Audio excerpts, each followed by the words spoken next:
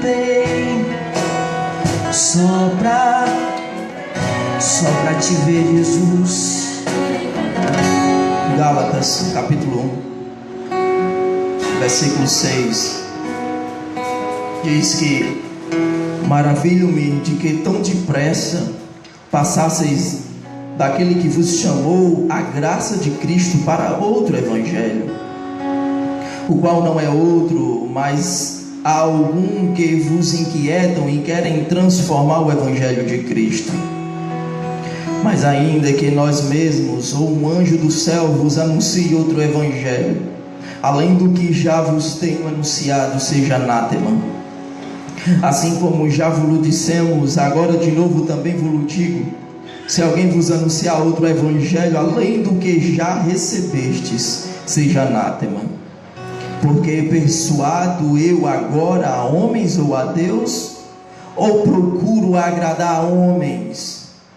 Se estivesse ainda agradando aos homens, não seria servo de Cristo. Mas faço-vos saber, irmãos, que o evangelho que por mim foi anunciado não é segundo os homens. Amém. Esses dias o Senhor vinha me inquietando sobre o fato de muitas vezes nós nos desviarmos de um evangelho verdadeiro. O Senhor veio me inquietando a observar como somos capazes de subverter as palavras de Cristo ao nosso bel prazer. Como somos capazes de nos submetermos a outros líderes por meio de persuasões de palavras que agradam ao nosso coração, palavras que são convenientes àquilo que nós queremos viver nesta terra. Eu vim analisando, junto com a orientação do Senhor, como é real e como é visível e como é verdadeiro a frase de um herege que diz que existe dois evangelhos no Brasil: o dos homens e o de Deus. E como eles são tão parecidos na roupagem e na aparência, mas tão distantes de propósitos e de finalidades. Como são tão parecidos em si, mas ao mesmo tempo como possuem uma essência totalmente diferente. Como também são capazes de atrair pessoas totalmente diferentes. Um arrasta multidões, outro arrasta poucos escolhidos. Um arrasta nações, o outro arrasta um povo pingado de região em região. Um se espalha pela mídia com a maior facilidade, o outro muitas vezes oculto se esconde em alguns terraços, em alguns pequenos prédios, em alguns vilarejos, em que muitos e poucos têm até conhecimento da sua existência. Mas o interessante é que ambos usam o nome de Deus, ambos usam o nome Evangelho, ambos se dizem estar trabalhando em nome do Senhor Jesus Cristo, ambos usam as Escrituras, ambos acreditam no que muitas vezes elas anunciam, ambos ganham uma aparência diferente até do mundo em sua aparência, porém quando vamos para a essência percebemos a distinção dos dois. Isto é uma realidade que não é nossa, não é brasileira e não é moderna. Isto é uma realidade antiga, romana, que desde os dias dos apóstolos já existiu. Bastou surgir o verdadeiro que o falso foi criado. Ora, o que é o falso a não ser uma distorção do que é verdadeiro? E o mais triste de tudo é que muitos homens, descobrindo a falsidade do evangelho dos homens, querem correr para o verdadeiro, olhando para o falso, porque não enxergam o verdadeiro. E isso consome ainda também muitos homens e muitas mulheres, e muitos corações brasileiros. Paulo fala como ele fica maravilhado, ou na verdade bestificado, com a capacidade dos Gálatas de distorcerem aquilo que ele disse, ao ponto de transformar o evangelho de Cristo em um evangelho segundo a vontade dos homens. E ele diz: por acaso estou eu persuadindo vocês? Não sabem vocês que o evangelho que por mim foi anunciado não é segundo os homens? Eu não recebi de um ensinamento qualquer, eu recebi porque Cristo se revelou a mim. Nós esquecemos a revelação, nós nos abraçamos com as tradições, e muitas vezes quando somos perguntados, nós dizemos: eu acho que está na Bíblia,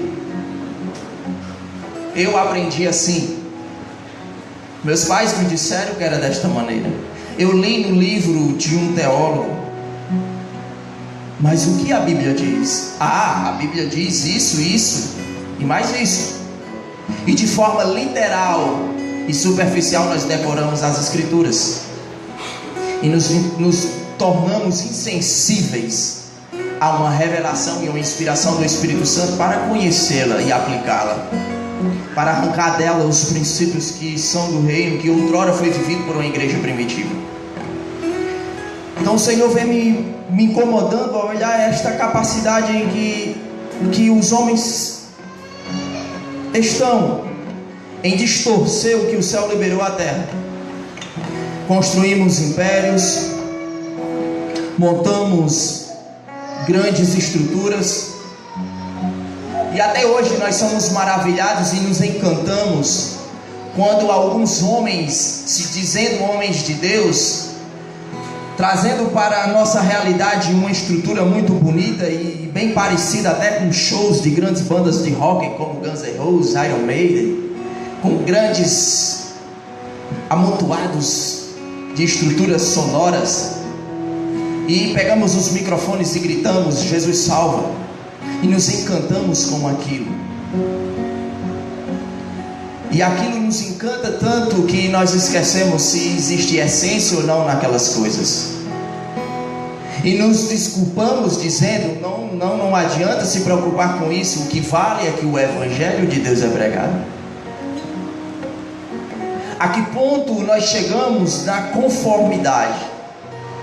E isso não se limita simplesmente a uma realidade institucional, em que nós olhamos para as instituições, vemos os seus problemas e dizemos: é normal, faz parte, o que importa é que o reino de Deus está sendo pregado. Mas que reino é que essas instituições estão pregando? Como pode o falso pregar o verdadeiro, irmãos? Como pode? E aí também sai do mundo institucional e vai para as nossas vidas, e nós nos conformamos a uma realidade de pecado e dizemos assim: faz parte da minha vida, eu sou assim mesmo. Então, se nós nos conformamos com nós mesmos, quem poderia gerar em nós uma inconformidade com as instituições com as quais nós nos relacionamos? Vamos dizer a mesma resposta: é assim mesmo. O reino de Deus foi dado aos homens. Escutei muito isso. E eles fazem estas coisas. E nos afastamos da essência.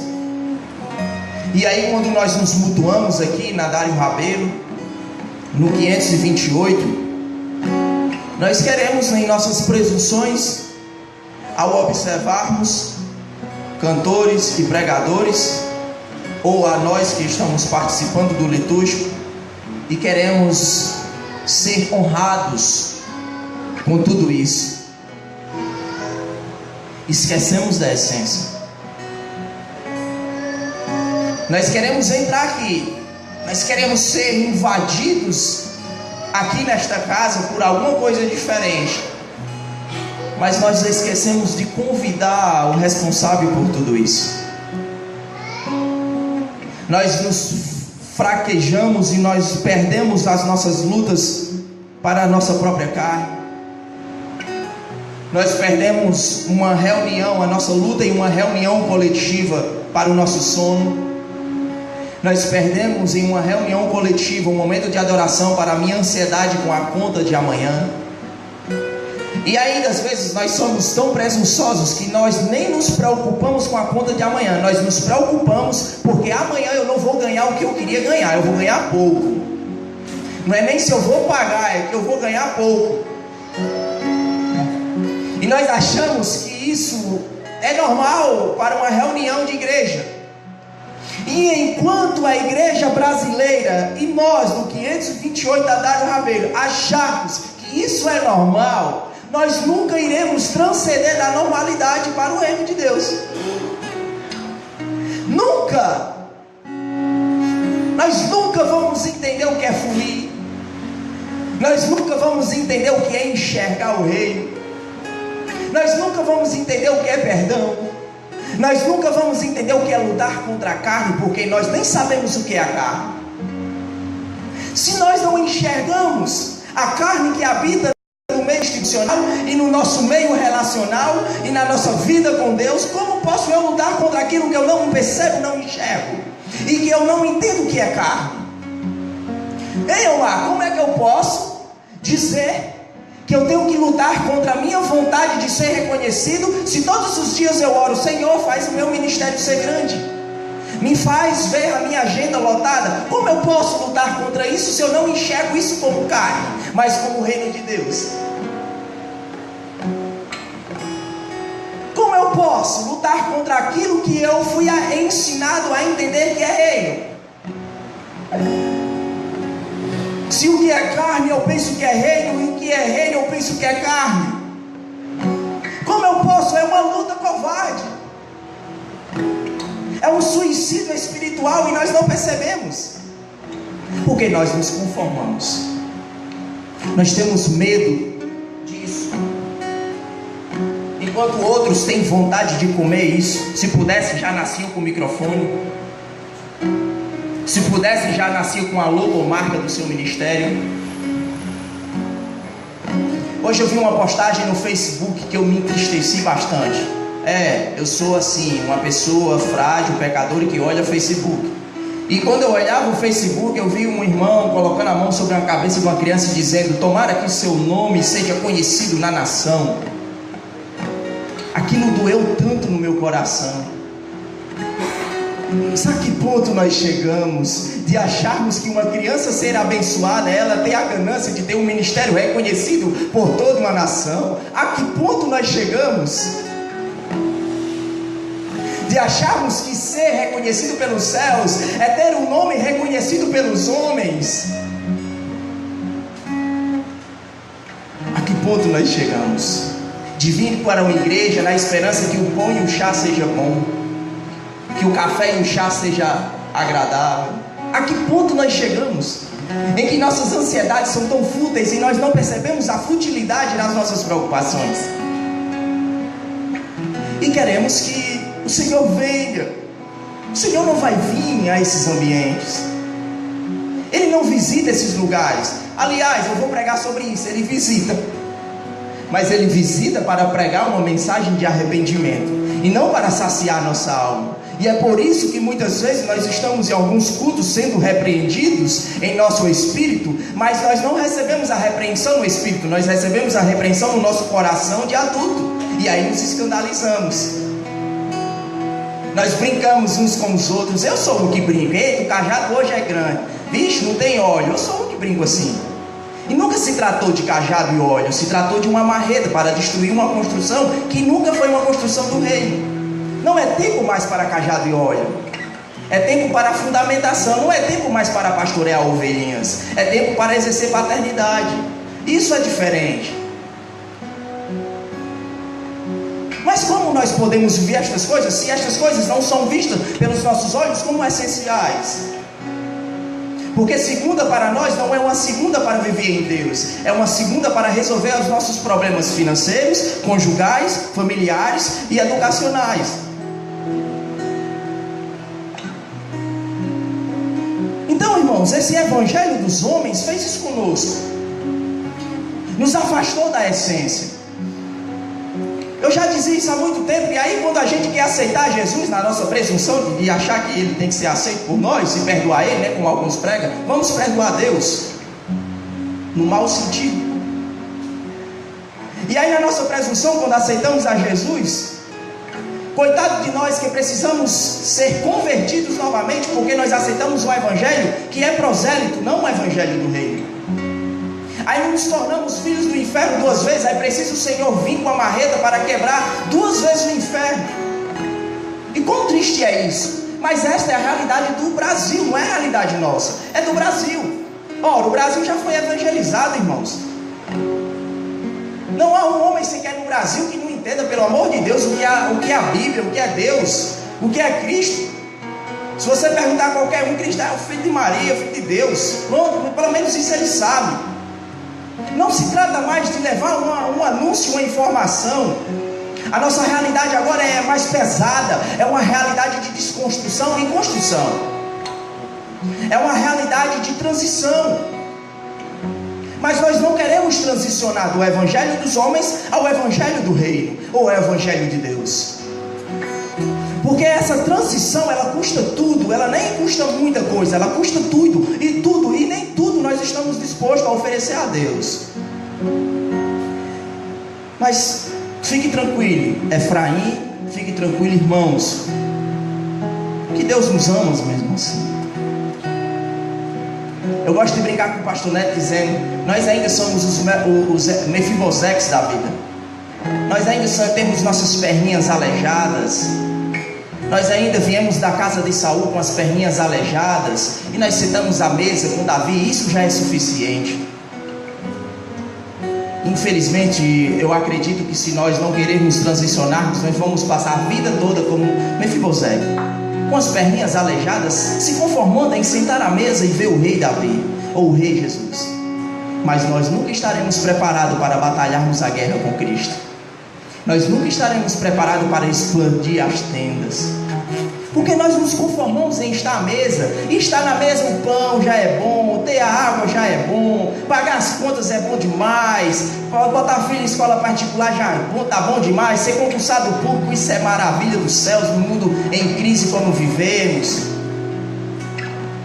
Então os Mefibosetes do evangelho dos homens não vão sair da mesa. Estamos conformados. Nós temos a síndrome do coitadismo. Nós somos assim, coitadinho. Nos aceite, coitadinho.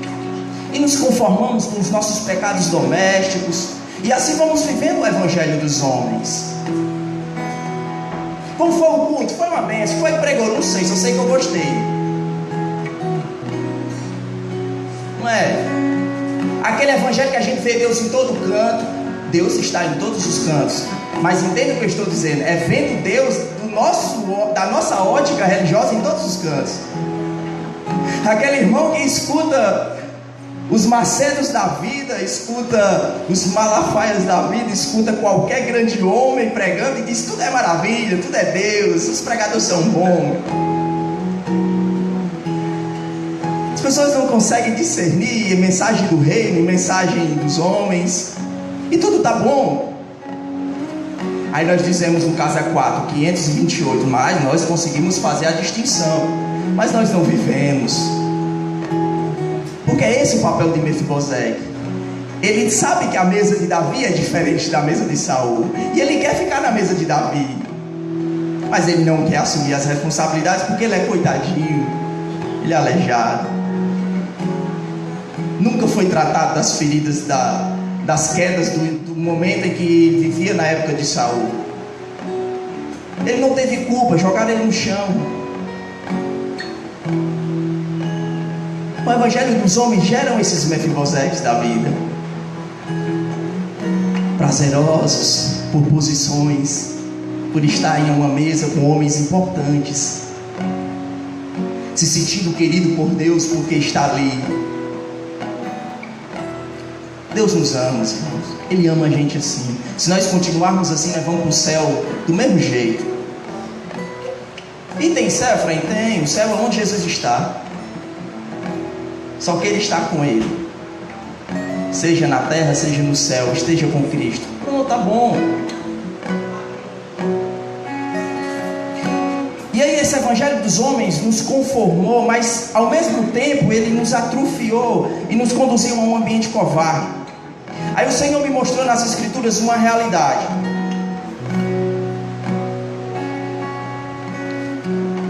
O Senhor me fez perceber aqui que se o privilégio de sermos povo de Deus não nos levar à produção, ela nos levará ao juízo. Se como povo de Deus, detentor de uma revelação dos céus, nós não produzirmos, nós seremos lançados no juízo. Nem que sobre simplesmente a alma, mas vamos passar por um julgamento. Aonde enfrentar isso na Bíblia? Em vários lugares.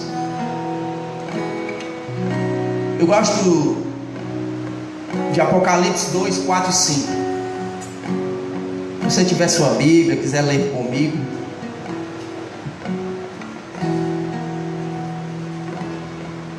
Apocalipse 2, 4 e 5 diz assim: conheço as tuas obras, o teu trabalho, a tua paciência, e que não podes sofrer os maus. Puseste à prova os que dizem ser apóstolos e não são, e tu os achaste mentirosos. Olha como era a igreja de Éfeso. Ela conseguia discernir o que era e o que não era dos céus. Ela não era um povo detentor de uma revelação. E sofrestes e tens paciência e trabalhaste pelo meu nome e não cansaste. Ora, se nós não vivemos uma época de uma igreja que foi labuteira, que labutou, que invadiu, que trabalhou, que fundou, que abriu campos, que expandiu em todo o Brasil. Ora, não é essa a realidade brasileira? É, em nome de Jesus. Tu tenho, porém, contra ti que deixastes o primeiro amor. Lembra-te, pois, de onde caíste e arrepende-te, e pratica as primeiras obras. Quando não, brevemente a ti virei e te tirarei do seu lugar, do seu castiçal, se não te arrependestes. Se o privilégio de sermos povo de Deus não nos levar a produzir o que é para ser produzido, o juízo vem sobre nós. Por que grandes monumentos são vazios de Deus hoje em dia? Por que nós não sentimos, ou não vivemos, ou não percebemos os princípios do reino em alguns lugares? Inclusive aqui. Por quê? Porque nós não vivemos o primeiro amor. Porque nós não sabemos que o primeiro amor só se vive em ambientes de arrependimento. E nós somos grandes e tempos de crente demais para se arrependermos do que nós fizemos. Nós somos santos demais para nos arrependermos do que carregamos. Nós somos alicerçados demais em algumas circunstâncias para acharmos que nós erramos em algumas atitudes. Eu sou um ótimo administrador para achar que eu errei a minha administração. Eu sou um pai bom demais para achar que eu errei com meu filho. Eu sou um pregador bom demais para achar que eu preguei alguma coisa errada. Então nós nos achamos bom demais para nos arrependermos. E o primeiro amor nunca vai nos levar a acharmos que somos bom demais. O primeiro amor nos vai fazer sempre entender que somos pecadores demais. Não é? Estava conversando com o Eric.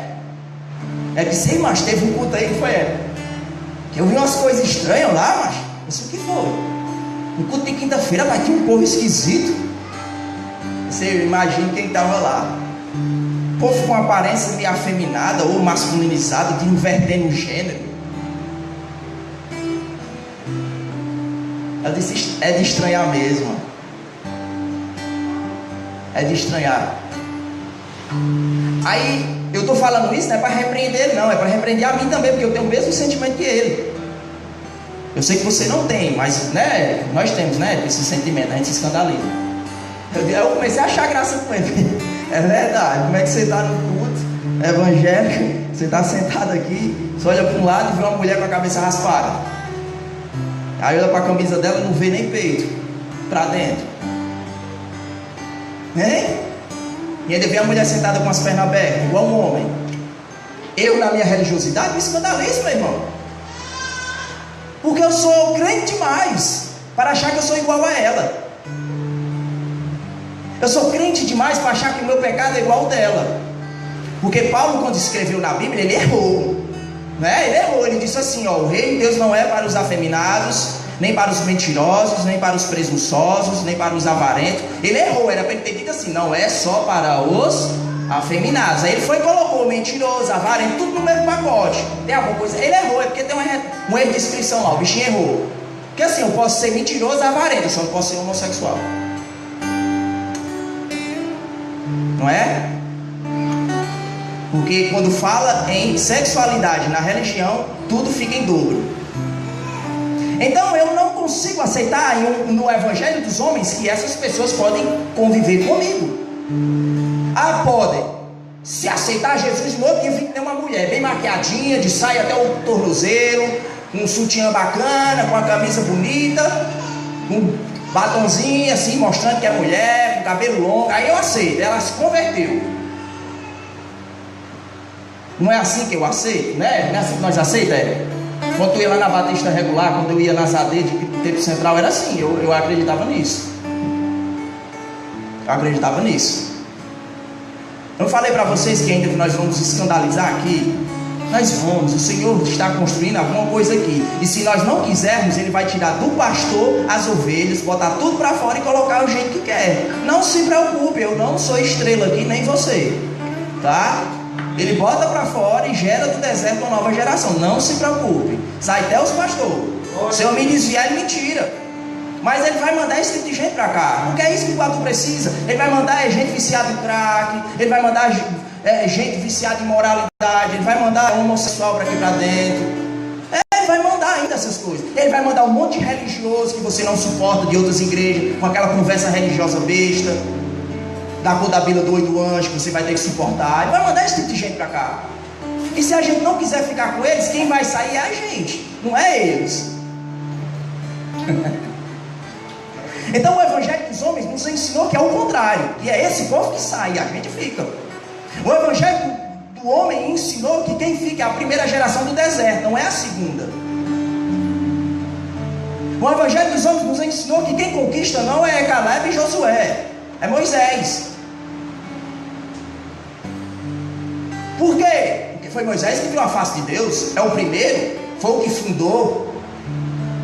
Ou seja, o primeiro é primeiro. Não tem essa história de o primeiro vai ser o último vai virar. Não tem essa inversão. O evangelho dos homens não dá espaço para inversões.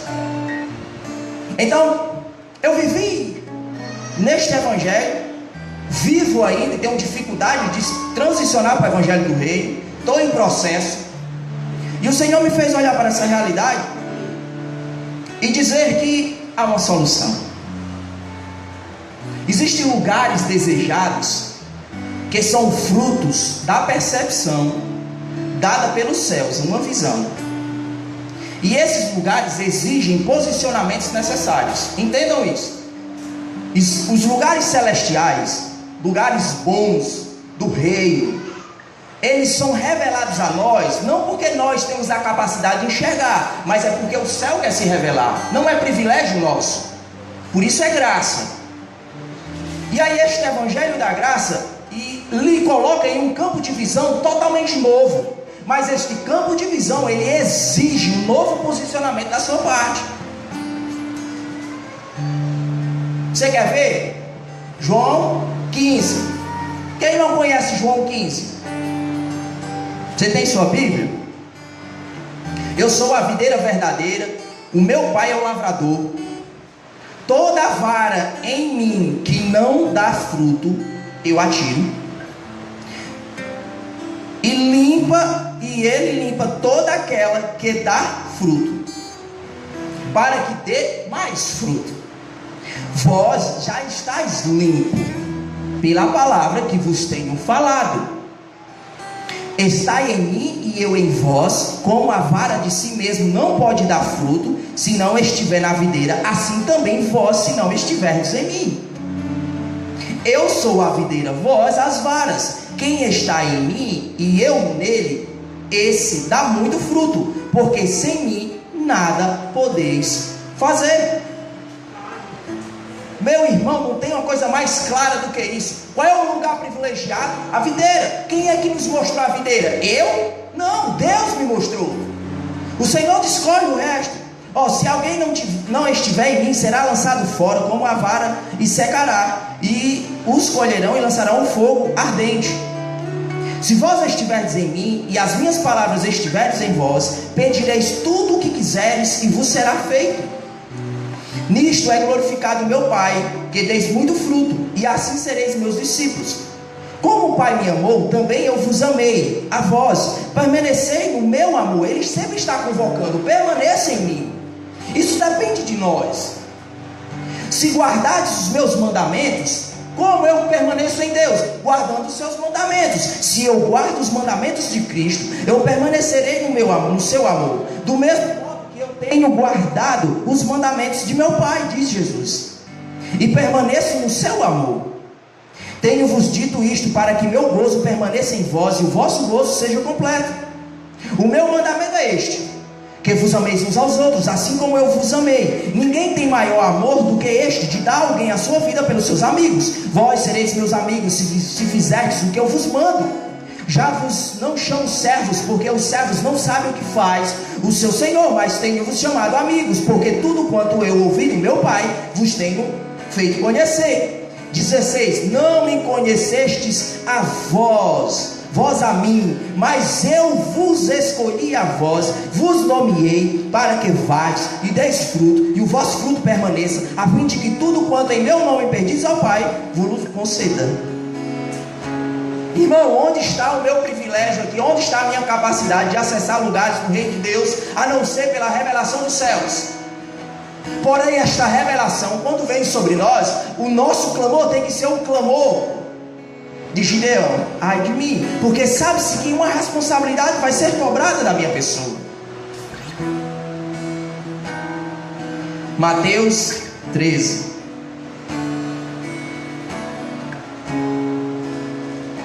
Teve um irmão aqui, que ele brincou comigo, é meu amigo, e disse assim: vai é bom ir no casa 4, que depois dá vontade de ler a Bíblia. O certo é porque eu disse algumas coisas que vai na contramão do que nós vivíamos em alguns ambientes. E aí o cara, não pode ser mentira, não tem como. Aí o cara vai na Bíblia saber se é verdade. Aí eu estou já me antecedendo, para que você não diga isso, para que agora você saiba que esteja na... a não ser que a sua Bíblia seja diferente, né? Tem gente que tem a Bíblia diferente. Tem a Bíblia segundo a sua vontade. Mateus 13. Quem tem ouvidos para ouvir, ouça. Verso 9. E cercando-se dele os discípulos disseram: por que eles falam por parábolas? Ele disse: porque vos é dado conhecer os mistérios do reino dos céus, mas a eles não vos é dado. Irmãos, isso é um privilégio ou porque eu consigo? Isso é um privilégio ou porque eu consigo? Um privilégio. É minha capacidade intelectual? Não. É porque eu sou um escriba e conheço as escrituras? Não. Porque Nicodemos conhecia e procura o Senhor para fazer uma pergunta que os discípulos não fariam. Lugares desejados que são frutos de uma percepção dada pelos céus, isso é visão, exige um posicionamento necessário. Qual? Não largue Cristo. Aleluia. Qual? Esteja em Cristo. E como eu estou em Cristo? Amando Ele, amando o meu próximo. E como eu amo Ele? Como eu amo o meu próximo? Tome a sua cruz. Coisas simples na Bíblia, mas é difícil para nós entendermos, porque nossas preocupações no Evangelho dos homens não são essas coisas. Por quê? Preste atenção. Essas coisas, quando nós nos preocupamos, elas não nos fazem ter um ministério reconhecido, elas não nos fazem encher os nossos templos. Isso não nos faz ter um louvor bacana, essas preocupações. Porque um louvor bacana só se resolve com ensaio. Uma igreja cheia só se enche com carisma, né? Coisa que eu não tenho. Uma igreja Um ministério reconhecido só se tem com barganhas, garantias e conveniências, porque eu preciso ser chamado por todos, então tenho que agradar a todos. Então a preocupação com estas coisas não dá certo, porque ela colide com esta outra realidade, porque o evangelho dos homens colide com o evangelho de Deus.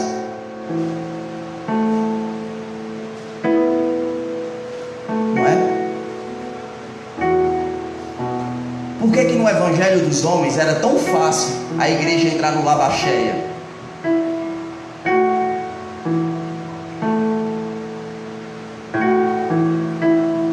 Hein? Por que era fácil? Porque assim como o coach massageia a nossa alma, os pregadores do evangelho do homem massageavam as nossas. E uma alma massageada, ela chora, ela se alegra, ela curte, mas ela não gera nada, porque a alma não gera nada, porque tudo é no Espírito. É por isso que não há mudanças. Ah, Efraim, é por isso que aqui ainda nós somos o que somos? É isso mesmo, porque ainda nós somos almáticos. É porque eu sou almático. Eu acho que você, não sei, eu sou almático. E asmático também, eu tenho asma. É por isso que eu gosto de palavras coachinianas. Meu irmão, não tem uma diferença com coach e com pregador pentecostal de Gideões Missionários. Não tem uma diferença, porque ambos até usam a Bíblia. Eles trabalham no mesmo ambiente, mexem no mesmo ponto, que se chama: eu quero crescer, eu quero ser reconhecido, eu quero ter uma vida melhor, eu quero frutificar, eu quero ter uma casa boa, eu quero ter uma família próspera. É a mesma coisa, são as mesmas promessas. Bom, depois dessa introdução, agora eu quero falar com vocês sobre o que Jesus pregou sobre o evangelho dos homens e o evangelho de Deus. Dessa vez eu passo da introdução. A partir de agora eu vou dar um tempo. Rafael, vamos adorar o Senhor? Você pode se levantar se quiser ir para casa, já é 8h15. Se não quiser, até 9 horas eu encerro a mensagem. Mas enquanto isso nós vamos adorar. Fique de pé.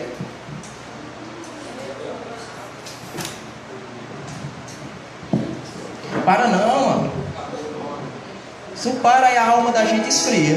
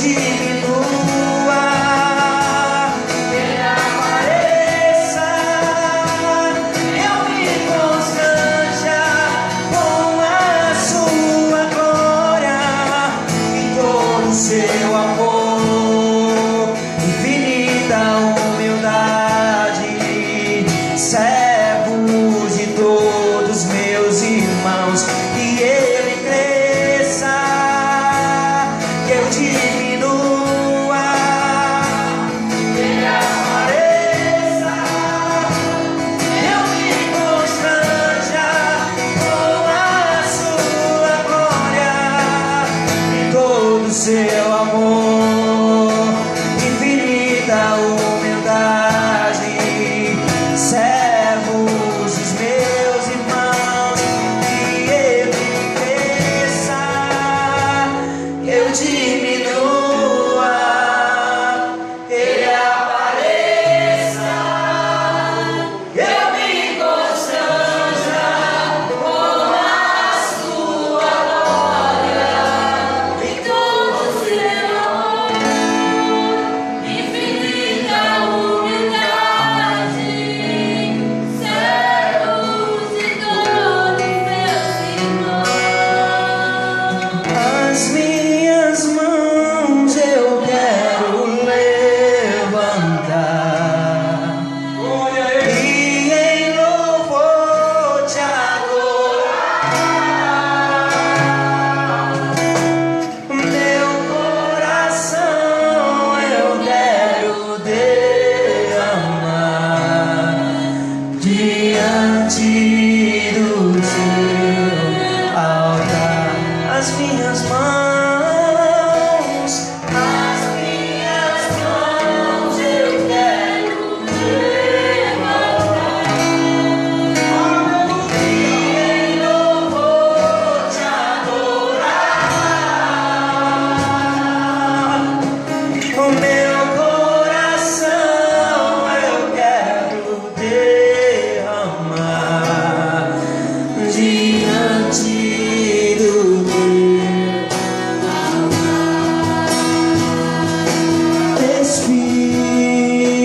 Espírito, enche a minha vida. Espírito, enche a minha vida. Enche-me com teu poder, pois de ti eu quero ser. Espírito, enche o meu ser. Oh, aleluia. Espírito, enche a minha vida. Espírito, enche a minha vida. Enche-me do teu poder, pois em ti eu quero ser. Espírito, enche o meu ser. As minhas mãos eu quero levantar e em louvor te adorar. Meu coração eu quero derramar diante do teu altar. As minhas mãos eu quero levantar e em louvor te adorar. O meu coração eu quero derramar diante do teu altar. Diante do teu altar. Diante do teu altar. João capítulo 6, verso 44 diz: Ninguém pode vir a mim se o Pai que me enviou não o trouxer, e eu o ressuscitarei no último dia. Está escrito nos profetas, e serão todos ensinados por Deus. Portanto, todo aquele que do Pai ouviu e aprendeu, vem a mim. Vocês entenderam o mistério desse, como diz uma irmã aí conhecida, o mistério? Vocês entenderam? Não, né?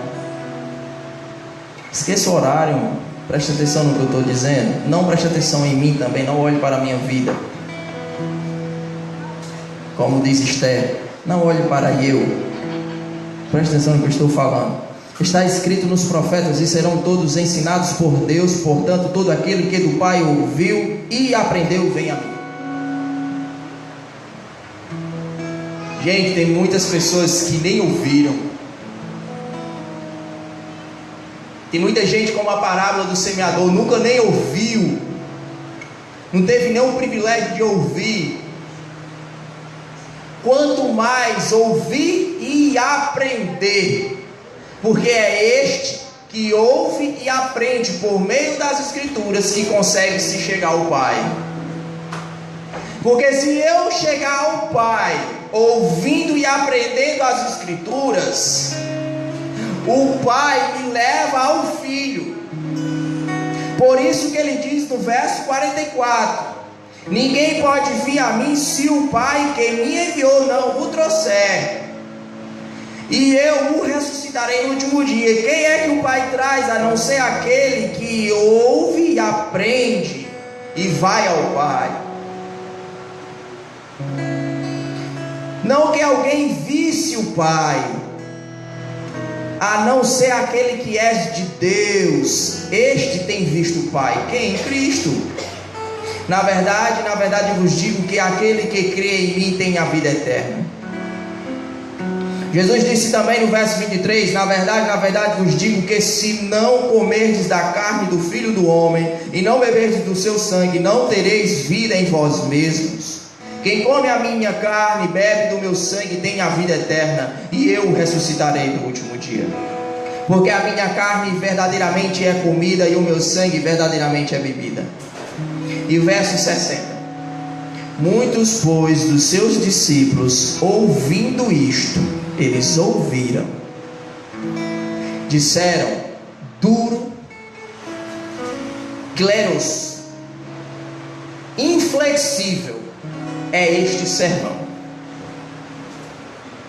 Quem pode ouvir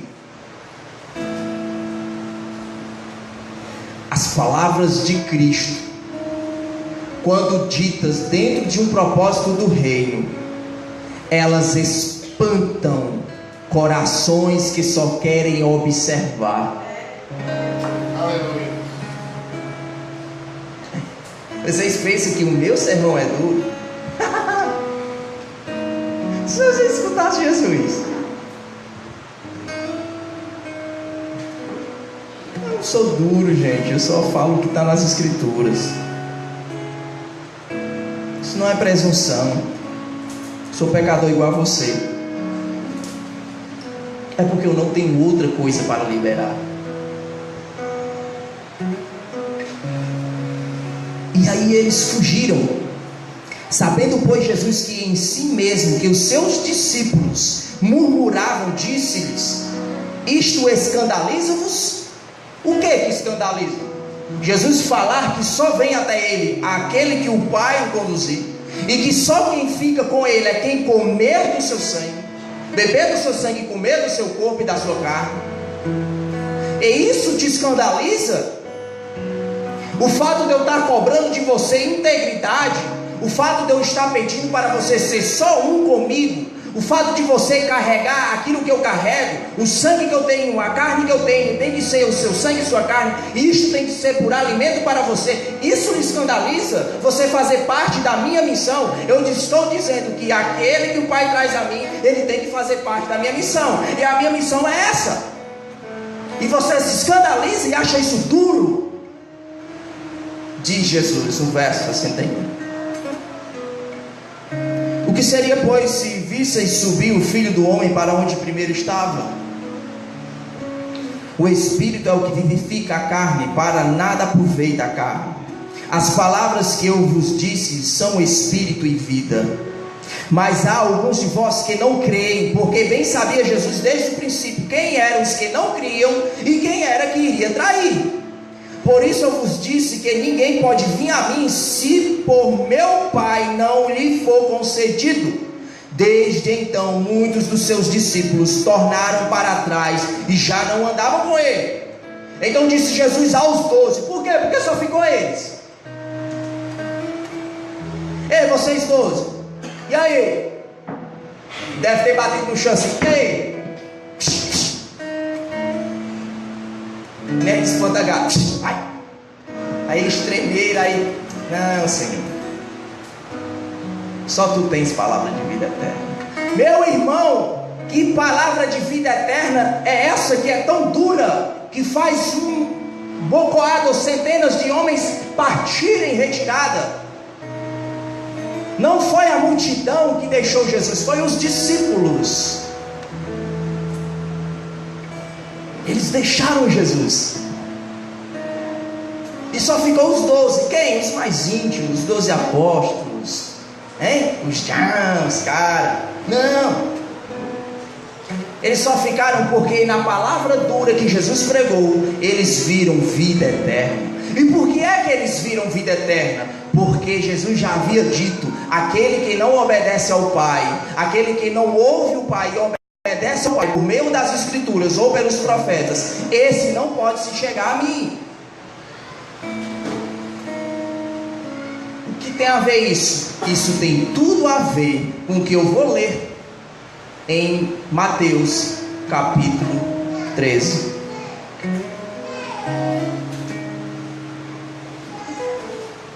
Eles não entendiam, acharam duro a palavra e disseram: quem é que pode ao menos ouvir isso? Jesus sabia que eles não criam. Por que eles não estavam crendo? E por que só ficou os discípulos? E por que ficou só os apóstolos? Os discípulos fugiram. Por que fica só 12 e os outros saem? E por que os 12, em vez de dizer que aquele sermão é duro, eles disseram: só tu tens palavra de vida eterna?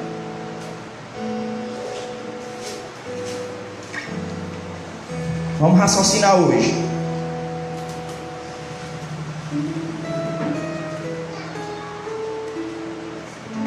Mateus 13, 16. Mas bem-aventurados são vossos olhos, porque veem, e os vossos ouvidos, porque ouvem. 18. Escutai-vos, pois, a parábola do semeador. Ouvindo alguém a palavra do reino e não entendendo, veio o maligno, arrebata o que foi semeado no seu coração, e este é o que foi semeado no pé do caminho. O que foi semeado em pedregais é o que ouve a palavra e logo a recebe com alegria, mas não tem raiz em si mesmo, antes é de pouca duração, e chegada a angústia e perseguição por causa da palavra, logo se ofende. E o que foi semeado entre espinhos é o que ouve a palavra, mas os cuidados deste mundo, a sedução pelo dinheiro, pelo poder das riquezas, sufoca e ela fica infrutífera. Mas o que foi semeado em boa terra é o que ouve e compreende a palavra e dá fruto, e produz 100, outro 60 e outro 30. É para aí o que tem a ver isto com o que você falou em João 6, tudo.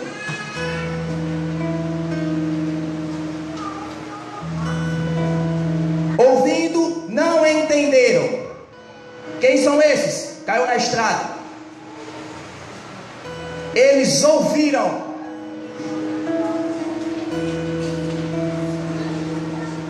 Verso 20. E o que foi semeado em pedregais é o que ouve também. Ouviram, mas receberam com alegria. Cara, isso aqui quando eu li hoje à tarde lá em casa, eita, meu irmão, fiquei doido. Lá no meu quarto. Gente, o sermão é duro, porque é o sermão do reino de Deus. Ele não gera alegria. Eita, que heresia. Não.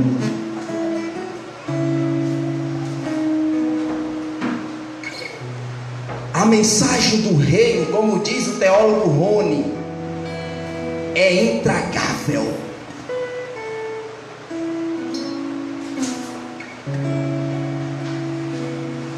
Porque não se trata de receber com alegria, porque quando a angústia, a perseguição da palavra, qual? Do reino.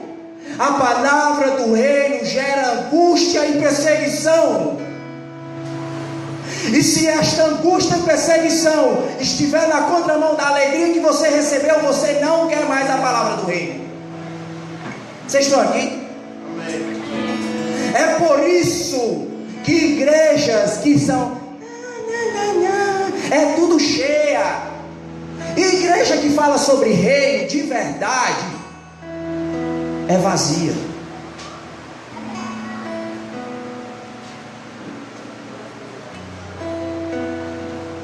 Aquele que recebe com alegria, como eu vou receber com alegria uma palavra que gera angústia e perseguição? Eu vou gerar uma ilusão. Aquele que ouve e não compreende, o texto diz, ele ouviu e recebeu com alegria. O texto não diz assim, ele compreendeu. Então eu entendo que ele ouviu, ele não entendeu e recebeu com alegria. Achou bonito, achou bacana, ela agradou os ouvidos, ela veio com promessas fajudas. Aí quando esta palavra, ela gerou angústia, porque ela gera angústia. Sabe por que a palavra do reino de Deus gera angústia? Porque ela manda você tomar a cruz, e cruz não gera alegria, ela gera dor. Aleluia.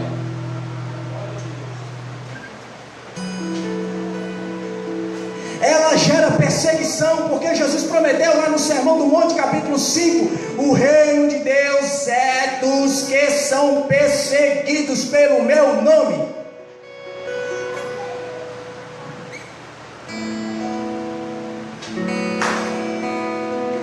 Não gera alegria, irmãos. Uma palavra dessa, que faz centenas de discípulos sair fora e só 12 ficar, ela não gera gozo. Sabe por quê? Porque a palavra do reino de Deus, ela confronta a nossa mente, e ela exige da nossa mente uma metanoia, um arrependimento. Por isso que João Batista, Jesus, Paulo, Pedro pregou: arrependei-vos, o reino de Deus é chegado. Ela exige mudança de mente, ela confronta a mente, ela fere a mente. Ela fere o meu conceito, ela fere os meus sonhos, ela fere o meu princípio de vida, ela fere a minha origem, ela fere os meus propósitos, ela fere a minha vontade, ela fere tudo que eu tenho, ela fere as minhas garantias, ela fere os meus celeiros, ela fere os meus filhos, ela fere o meu pai, ela fere a minha mãe.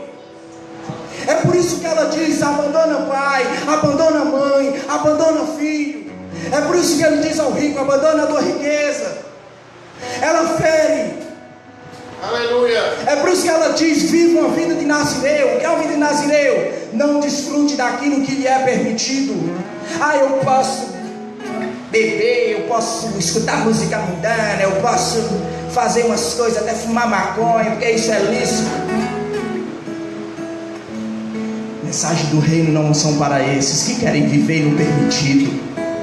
Mensagem do reino é para os que querem transcender o permitido. Aleluia. Mas a mensagem do reino também não é para os que querem viver o proibido, porque não é para religiosos, porque não tem garantias, não tem promessas da lei sobre prosperidade. Aleluia. Hoje eu dia desse sobre brincar não, falei sério. Tá lá eu, o Berlan, o pastor Neto, aí nós falando de crise. Eu disse: rapaz, essa crise aí, quem estiver ligado no reino vai prosperar. Foi, Berlan? Como assim, quem estiver ligado no reino vai prosperar? Porque quem estiver pensando no seu dinheiro vai perder. Mas quem estiver dentro do reino vai nem perceber que o celeiro duplicou e ele nem viu. Porque dentro do reino o celeiro tem propósito. Dentro dos nossos celeiros tem propósitos. Celeiros sem propósito não serve para nada, só para traço e ferrugem comer. Então, eu recebi com alegria. Meu irmão, se você receber com alegria, você está ferrado. Tem que vir chorando, arrependido, olhando para a vida passada, se jogar no chão mesmo, ficar naquela posição fetal, dizendo assim: meu Deus, o que foi a minha vida? O que é a minha vida? Não é vir aqui para frente, venha receber, a sua vida vai ser melhor, os seus negócios vão dar certo, você vai sair da miséria. Venham ser da nossa denominação, está aqui os homens da nossa denominação, todos prósperos. Venha, que Deus vai te dar um ministério, você vai gravar seus CDs, seus DVDs. Venha, traga seu talento musical, que você vai ver, você vai estourar nos púlpitos. Venha, traz seu talento de oratória, você vai transcender nos púlpitos e congressos. É os caça-talento gospel. Essas promessas, quem é que não recebe com alegria, meu irmão? Com quem é que não escuta a mensagem de um coach e não sai alegre? Quem é? Se eu for para a mensagem do coach, meu irmão, eu saio dando pinote de alegria, até falando língua estranha. Mas se eu escutar a mensagem do reino, eu me aborreço, porque fere. E muitas vezes fere também aqui. Eu saio com raiva. Jesus, que palavra dura, que palavra inflexível. O original significa não tem flexibilidade, não tem segunda opção, não tem jeitinho. É isso. Aí eu recebo com alegria. Aí quando a palavra gera o que é para ela gerar perseguição e angústia, eu não suporto, eu pulo do barco. Aí eu saio falando aí que igreja é isso, igreja é aquilo, só tem ladrão, só tem cobrador de impostos da Bíblia, só tem comedor de dízimo, só tem irmão mentiroso, só tem prostituição, só tem homofóbico. Aí eu saio falando um monte de verdade, que é verdade, tem um monte de coisa dessas, mas ferido, não querendo mais Deus, confuso, sabe por quê? Porque eu nunca entendi a mensagem do reino, eu só aceitei com alegria o que me falaram, eu ouvi.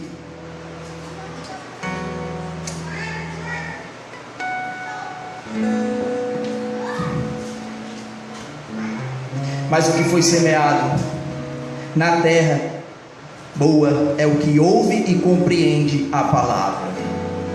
Eu não preciso gostar, eu não preciso me alegrar com a mensagem, eu só preciso entender, eu só preciso ser confrontado,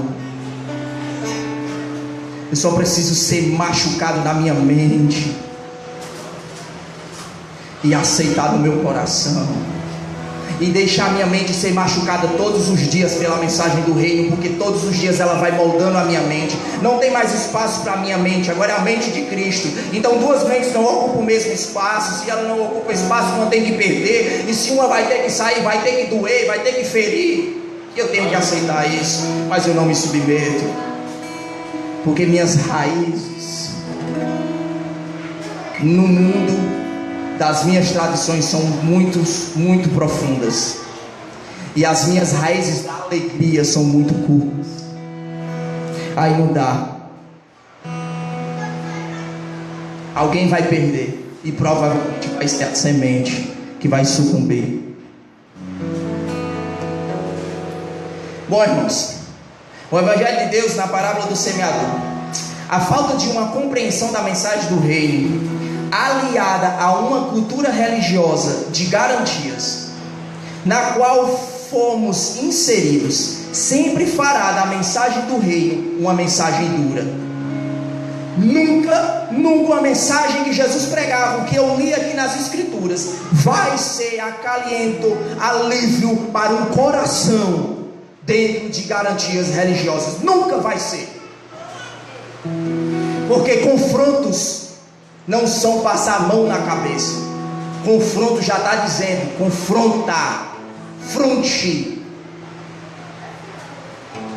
Agora, se em meio a um confronto nós conseguirmos, mesmo assim, com o coração arrependido, se regozijar no Espírito,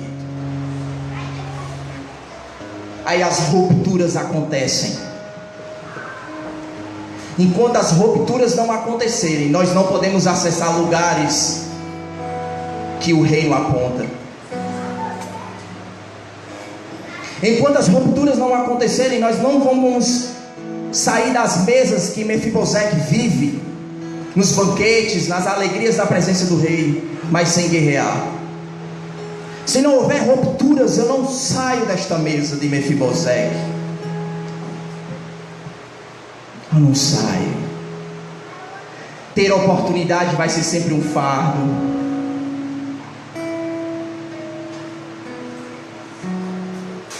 Perdoar vai ser sempre um fardo grande. Me submeter vai ser impossível. Nós vamos confundir todas as coisas na mesa de Mefiboseque. Com ele nós confundimos. Seremos frutos de um império de Saul, de um reino de Saul, que só nos trouxe marcas e tristezas. Mas temos uma esperança. Ó, Lucas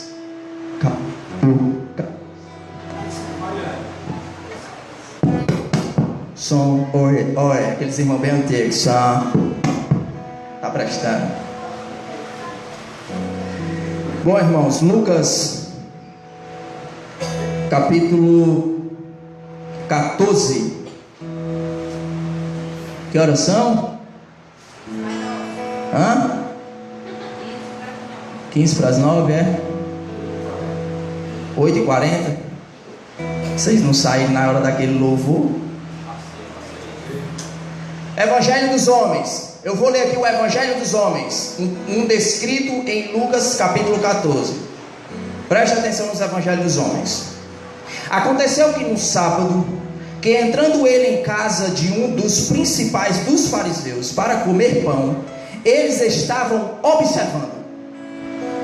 E eis que estava ali diante dele um certo homem hidrópico, inchado, né? Muito líquido no corpo, é assim? Feio, né? E aí, em meio àquele contexto, o Senhor disse assim: é lícito curar no sábado? Ficou todo mundo calado.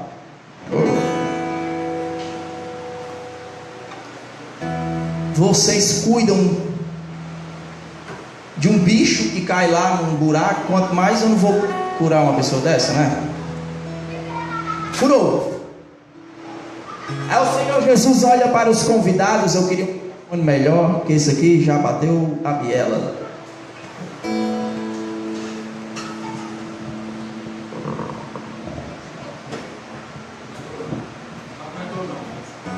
Isso aqui é dos homens.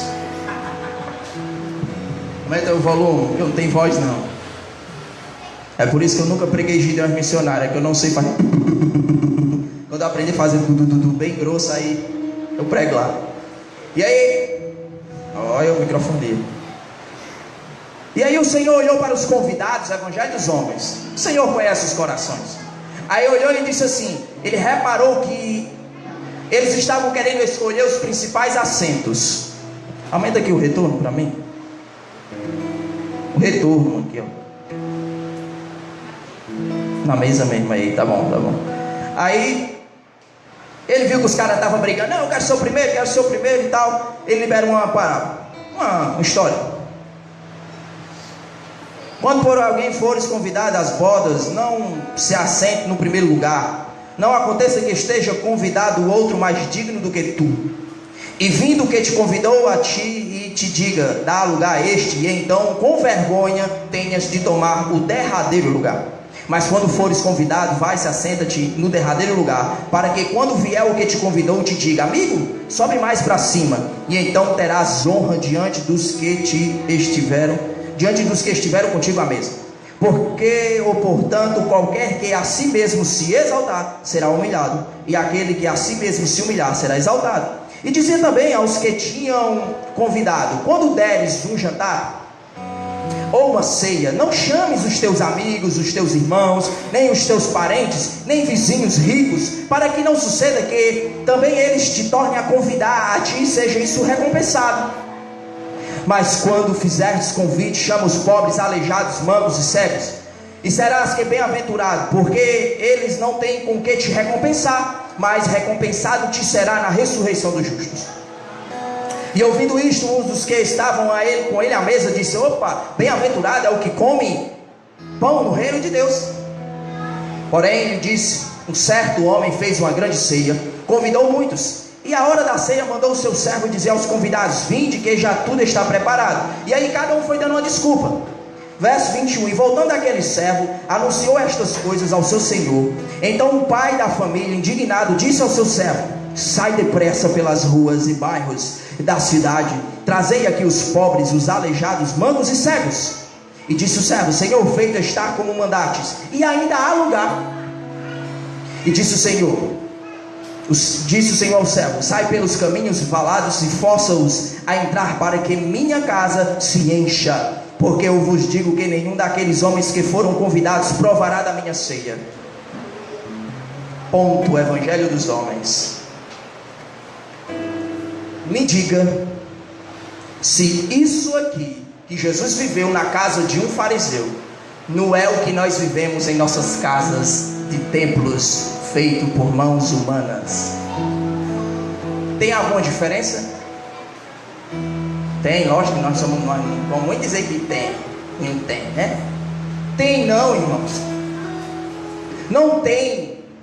Porque o Evangelho dos homens nos ensina a escolher os principais lugares. O Evangelho dos homens nos ensina a buscar pessoas que podem me recompensar com aquilo que eu quero ser recompensado. Eu não vou dar pão para um mendigo, eu prefiro dar voto para um político, entendeu?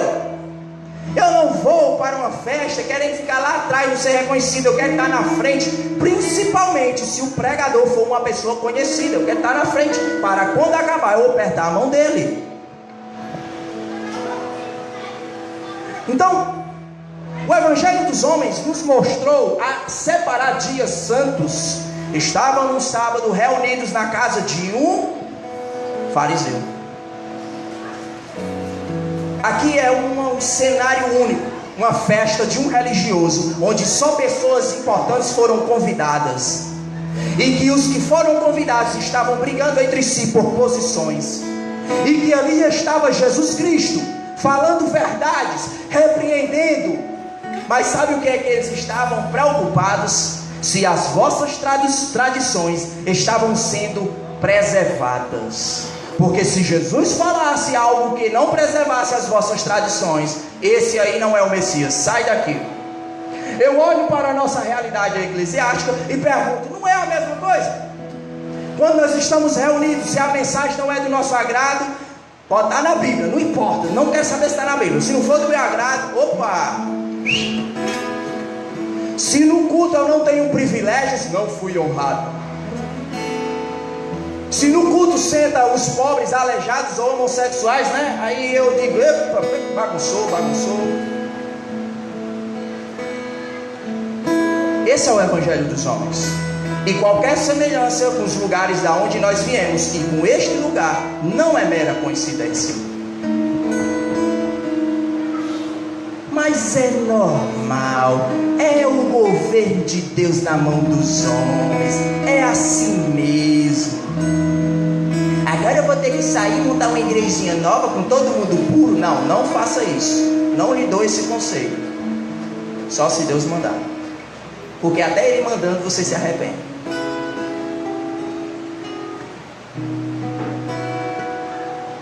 Se deixe ser expulso. Só viva o Evangelho do Reino. E se deixe ser expulso. Viva o Evangelho do Reino. E se deixe ser perseguido. Viva o Evangelho do Reino. Se deixe ser abortado. Viva o Evangelho do Reino. Não se importe com os ambientes. Eles te rejeitarão. É normal. O Senhor vai te dar um ambiente bom. Só viva o Evangelho do Reino.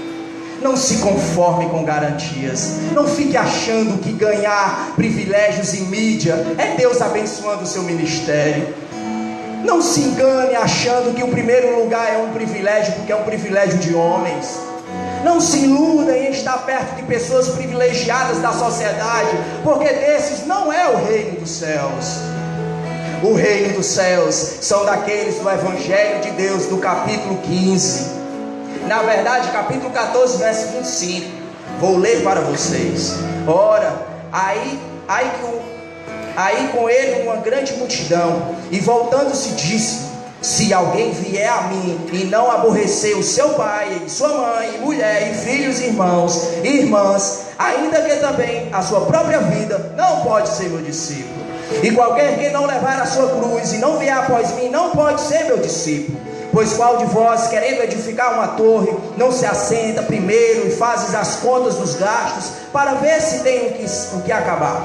Para que não aconteça que depois de haver posto o alicerce, e não podendo acabar, todos os que viram comecem a escarnecer de você, dizendo: este homem começou a edificar e não pôde acabar. Ou qual é o rei que, indo a uma guerra, não peleja contra outro rei, não se assenta primeiro para tomar conselho sobre se com 10 mil pode sair um encontro de quem vem contra 20 mil? De outra maneira, estando o outro ainda longe, mandando embaixadores e pede condições de paz. Assim, pois, qualquer de vós que não renuncia tudo quanto tem, não pode ser meu discípulo. Bom é o sal, mas se o sal degenerar, com que se há de salgar? Não presta para a terra, nem para o monturo, lança-no fora. Preste atenção, quem tem ouvidos para ouvir, ouça. Capítulo 15. E chegavam-se a ele todos os publicanos e pecadores para ouvir. Quem tem ouvidos, ouça o que o Espírito fala para as igrejas. Quem se aproximou para observar? Quem se aproximou para estar nos primeiros lugares? Quem convidou pessoas privilegiadas? Jesus estava lá, tentando consertar as coisas. Mas Jesus mostra o Evangelho do Reino. O Evangelho do Reino é aqueles que tomam a cruz, são aqueles que negam a si mesmo, são aqueles que largam suas origens. O Evangelho do Senhor Jesus é daqueles que ouvem. E quem são os que ouvem? Publicano e pecador. O Evangelho de Deus, ele causa rupturas. Deixa pai, deixa mãe, deixa filho. Ele causa renúncia do que é permitido. Toma a sua cruz e segue. Ele fere a mente e busca um coração indigno. Quem eram os que eram indignos? Publicanos e pecadores. Homens que roubavam as da sua própria nação. Publicanos, ladrões de impostos. Esses quiseram se aproximar de Jesus depois que ele falou um sermão duro. Os discípulos fugiram, mas os publicanos e pecadores se aproximaram para ouvir quando Jesus disse palavras duras. Mas aqueles que foram convidados para um banquete e perceberam que Jesus não estava na mão que eles queriam que ele estivessem, rejeitaram a Cristo, porque estavam a observar. O Evangelho dos homens nos ensina a observar, nos ensina os primeiros lugares, mas o Evangelho do Reino nos ensina os últimos lugares. O Evangelho do Reino nos ensina um mundo de renúncia. O Evangelho do Reino nos ensina um mundo sem garantias. É difícil? É, mas existe. Uma igreja assim é difícil? É, mas ela existe pelo Espírito Santo. E ela é, sabe de quem? Dos conhecedores das Escrituras, como os fariseus, dos que guardavam a lei e as tradições dos seus pais da fé? Não, este reino são dos pecadores, dos publicanos, dos mentirosos que se decidiram não mais ser mentirosos, dos homofóbicos que se decidiram não ser mais homofóbicos, dos homossexuais que se decidiram não ser mais homossexuais, dos ladrões de impostos que se decidiram não ser mais ladrões. É desses. Fica de pé. Aleluia. Quando um dia nossos corações forem de crianças e nossas mentes de adultos, e nós iremos invadir os lugares do reino de Deus. Enquanto isso, vamos continuar na nossa labuta do reino dos homens, até que Ele venha. Pai, te dou graças por tudo. Que o amor do Senhor, que a graça do Teu Filho, que a